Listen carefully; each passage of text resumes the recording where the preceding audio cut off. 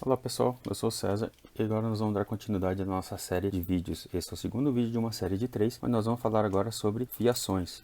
Se você não assistiu o primeiro vídeo, eu recomendo que você assista o primeiro vídeo que fala sobre tomadas para você conseguir ter um melhor acompanhamento do que nós vamos falar daqui para frente.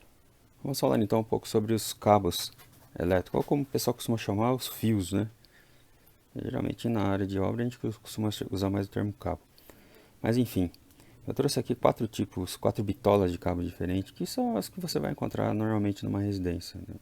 Mais grosso que isso, que você encontra geralmente é o cabo que vem do poste até, ou como as pessoas costumam chamar do relógio, até o painel elétrico ou quadro de luz, também como é comum as pessoas chamarem. Quando a gente fala de fiações ou cabos, existem algumas coisas que são importantes as pessoas terem ideia, né? Então aqui eu peguei 4 bitolas de cabo que são mais usadas nas casas, que é o cabo 1,5, o 2,5, o cabo 4 e o cabo 6. Então basicamente essas são as bitolas que as pessoas deveriam ou usam em suas residências, as mais comuns. Quando a gente fala de uma indústria, de uma instalação de grande porte, aí a história é outra, né? Se utilizam 2,5 para cima. Na indústria a gente usa muito mais bitolas de cabos por causa da flexibilidade que você precisa ter para alimentar equipamentos e ligar coisas. Então você não vai ligar um transformador de 1500 kVA com cabo fino, você precisa cabos grossos para isso. Por isso que existe essa infinidade, conforme na tabela que vocês estão vendo aí.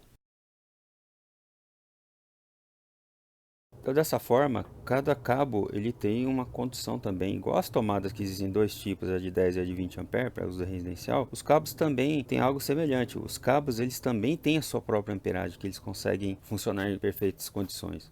O cabo 1,5 ele aguenta menos do que o cabo 2,5 e assim por diante. O cabo 4 também e o cabo 6 assim por diante. Quanto maior a bitola do cabo, maior a capacidade de corrente do mesmo. Por que esse cabo chama 1,5 e esse cabo chama 2,5? 4 e 6. Na outra parte do vídeo, quando eu falar um pouco de algumas curiosidades, eu vou dar uma pincelada sobre de onde vem essa numeração, como que é feito isso. Mas não é você medindo o cabo. Eu já vi pessoas fazendo isso.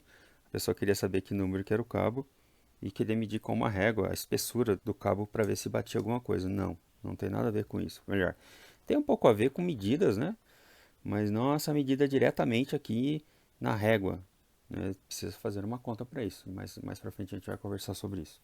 Então, os cabos elétricos é uma parte muito complicada para você fazer o dimensionamento do circuito. Complicada não, uma parte que tem muitas considerações para ser feita. Quando a gente faz dimensionamento de um circuito para ligar uma máquina, equipamento ou ligar até um painel elétrico, se exige uma série de informações, né? Geralmente você precisa saber onde esse cabo vai passar, se ele vai ser embutido, se ele vai ser numa bandeja, se ele vai ser aparente, se tem mais circuitos que passam perto dele. Então, para você dimensionar um circuito, você precisa saber de fator de agrupamento, o fator de temperatura e uma série de outras informações. Não é simples, é um cálculo simples. Quando você faz isso de uma maneira mais profissional. Para uma residência, eu vou dar a minha opinião, baseado na minha experiência e nas normas e aquilo que eu tenho visto através dos anos aí, os cálculos que a gente tem feito e isso na prática. Eu vou fazer um resumo do que eu considero qual é a amperagem que cada um desses condutores deveriam suportar. Isso se a pessoa não puder contratar um profissional para fazer um projeto. Sempre isso. Sempre primeiro você procura um profissional. Se você não tiver condições de procurar um profissional, então algumas dicas básicas aqui pode ajudar a pessoa a não cometer alguns erros. Na minha sugestão,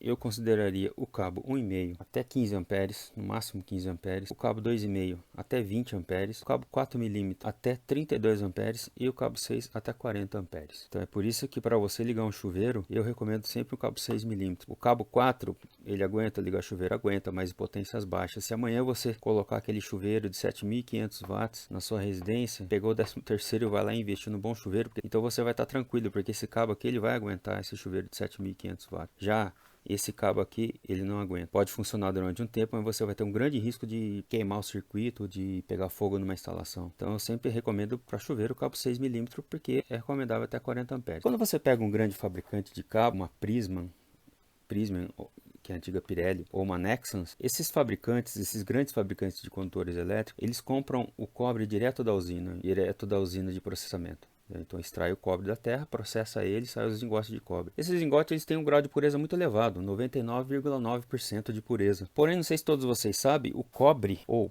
os metais, eles poderiam ser reciclados infinitamente, caso no processo de reciclagem deles não tivesse adição de impurezas, o que é impossível de ocorrer. Sempre que você recicla um material, sempre vai ser adicionado impurezas nele. Até mesmo quando você pega o cobre e processa ele, nunca vem com 100%. Por isso que eles usam 99,9%, porque alguma coisa tem. E se você comprar um cabo barato, esse cabo barato, geralmente os fabricantes eles pegam o cobre reciclado para fazer o condutor. Eles vão pegar da usina e usam para fazer os condutores. Pode ser que aquele cabo ele não aguenta a mesma quantidade de corrente do que um cabo de primeira linha. Porque se você pega um cabo aí Xing Ling ou um cabo que não tem marca, que não serve norma nenhuma para fazer na sua casa, pode ser que você está comprando gato por lebre, pode ser que você está comprando um cabo 4, mas a qualidade do cobre é tão ruim, ou esse 4mm não é 4mm porque ele não está seguindo os padrões, e aí você acha que você está com uma instalação boa e não, você pode estar colocando em risco. Então, devido a todos esses fatores, eu passei essas correntes, né? Recapitulando: 15 amperes, 20, 32 e 40. Então vamos falar um pouco de extensões residenciais, essas extensões que a gente usa para ligar as coisas, porque aí vai dar para entender um pouco mais também por que essas correntes nos cabos influenciam, qual a importância disso. Aqui eu tenho um filtro de linha, que não deixa de ser uma extensão. E aqui interessante, lembra que eu falei para vocês que 1270 watts, uma tomada de 10 amperes, ela aguenta até 1270 watts de potência pela lei de Ohm? Então, olha só, interessante isso. 1270 watts em 127 volts ou 2200 em 220, que vai dar os mesmos 10 amperes. Se você pegar isso 2200 dividir aqui, vai dar os 10 amperes. Uma tensão até 250 volts. Então, o que significa isso? Essa extensão, ela tem aqui 4 tomadas, então não significa que você vai usar 10 amperes aqui em cada uma dessas tomadas, você é 10 amperes no total, na somatória geral. Então aqui ele está falando, o máximo que ele aguenta são 1270 watts. Se você for ligar aqui um forno micro-ondas, um liquidificador, ou um aquecedor, alguma outra coisa do tipo, provavelmente você vai danificar essa extensão. Essa extensão ela não aguenta tudo isso. Então você também tem que saber que você vai ligar na extensão. Aquele liquidificador de 900 watts dá para ligar, então se você quiser ter uma ideia de quanto você pode ligar aqui, você soma as potências, até dá 1270 watts. Então, aquele liquidificador deu 900 watts, o processador deu 170 watts, então ele tem 1070. Opa, já está bem no limite aqui, né? Então dá para ligar aqueles dois equipamentos e assim por diante. É ideal você ver as potências e saber que você vai ligar aqui para esse equipamento, para esse filtro de linha aqui, o que ele aguenta. As extensões, quando você comprar régua, é a mesma coisa. Você tem que saber o que você vai ligar dentro. Então, você comprar uma churrasqueira elétrica que consome uma potência alta e você vai ligar numa extensão que é até 10 amperes, você vai também derreter ou ter problemas. Então esse aqui é um exemplo de uma extensão, não deixa de ser uma extensão, um filtro de linha. E existem o famoso cabo paralelo que as pessoas compram, porque é baratinho, compra no material de construção. Ele é muito comum, também nas residências as pessoas compram porque é muito barato, comparando com outro tipo de cabo. Esse cabo aqui, ele não aceita nas indústrias ou nos projetos, porque eles não seguem muitas normas.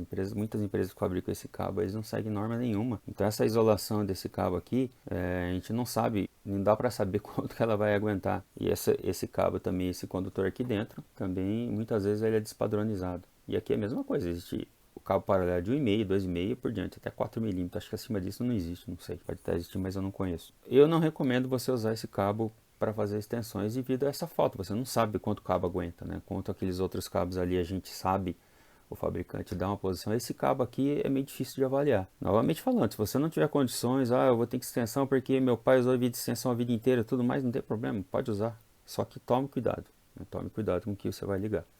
Para fazer extensões, é recomendado outro tipo de cabo que a gente chama cabo PP. O cabo PP é esse cabo aqui. Esse aqui é um exemplo de cabo PP 2x2,5.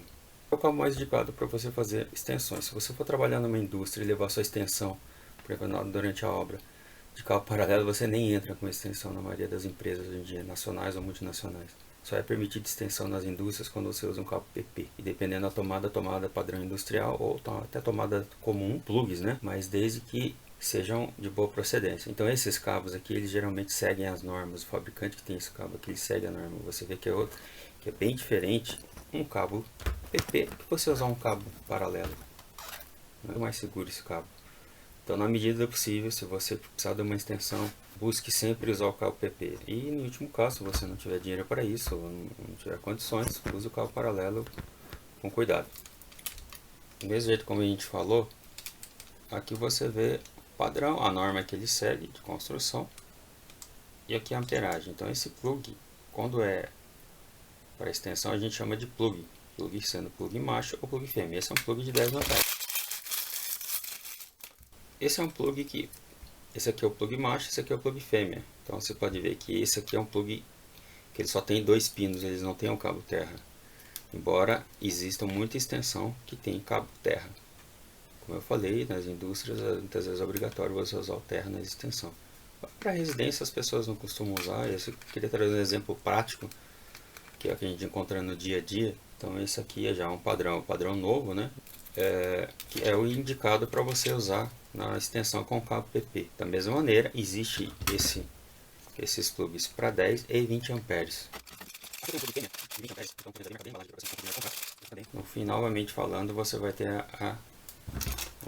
a amperagem dele aqui, marcando os 20 amperes. Se você comparar com o de 10 amperes, tá vendo? E esse aqui já é o padrão com 3 pinos, do meio sempre o terra. Então você ganhou uma churrasqueira elétrica de um amigo seu e você vai querer ligar ela lá no seu quintal para fazer um churrasquinho na churrasqueira elétrica. O que seria o ideal? O ideal é você, primeiro, ligar a extensão dentro da sua casa numa tomada de 20 amperes e os plugs, tanto macho quanto fêmea, serem de 20 amperes também. Porque se a gente fizer aquela conta lá, 1500 dividido por 127, vai dar mais de 10 amperes. Então o ideal é você usar o plug macho e o plug fêmea adequado juntamente com a fiação. Então nesse caso, o ideal seria você sempre usar um cabo 2,5 para fazer uma extensão de 20 amperes, pelo menos 2,5.